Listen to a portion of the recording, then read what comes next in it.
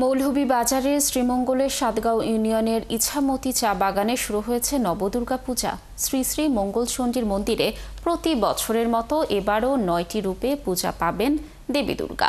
পূজার প্রথম দিন থেকেই সনাতন ধর্মাবলম্বীরা ভিড় করছেন নবদুর্গা পূজা দেখতে। আহমেদ ফারুক মিল্লাদের তথ্য ছবিতে প্রতিবেদন।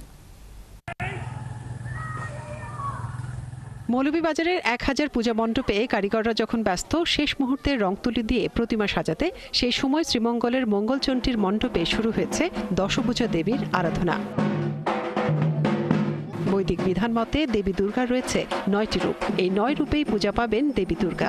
সোমবার প্রথম দিন দেবীকে শৈলপুত্রী রূপে পূজা করা হয়। এভাবে আগামী নবমী তিথি পর্যন্ত ব্রহ্মচারিণী, চন্দ্রঘণ্টা, কুষ্মান্ডা, স্কন্ধমাতা, কাত্যায়নী, কালরাত্রি, মহাগৌরী ও সিদ্ধিদাত্রী রূপে পূজা করা হবে। সাধারণত দুর্গাপূজা 5 দিন হয়ে থাকে, তবে এখানে ব্যতিক্রম। এখানে 9 দিন ধরে মায়ের 9টি রূপের পূজা করা হয় এবং আমার প্রথমবার এখানে আসা। মায়ের কাছে একটি চাওয়া, আমরা যাতে সবাই ভালোভাবে থাকতে পারি, মায়ের কৃপা নিয়ে থাকতে পারি।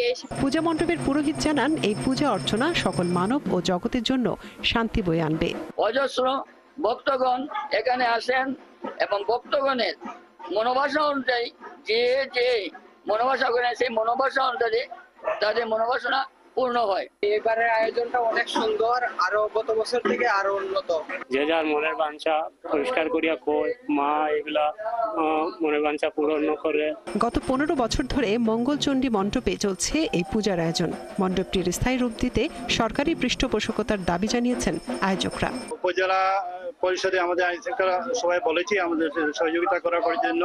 বিগত বছরগুলো আমরা যথেষ্ট সহযোগিতা পেয়েছি। আমরা আশা করতেছি এই বছরও পূর্ণ সহযোগিতা পাবো। মহালয়ার পরদিন থেকে শুরু হওয়া নবদুর্গা পূজা শেষ হবে আগামী 2 অক্টোবর বিজয়া দশমী ও বিসর্জনের মধ্য দিয়ে।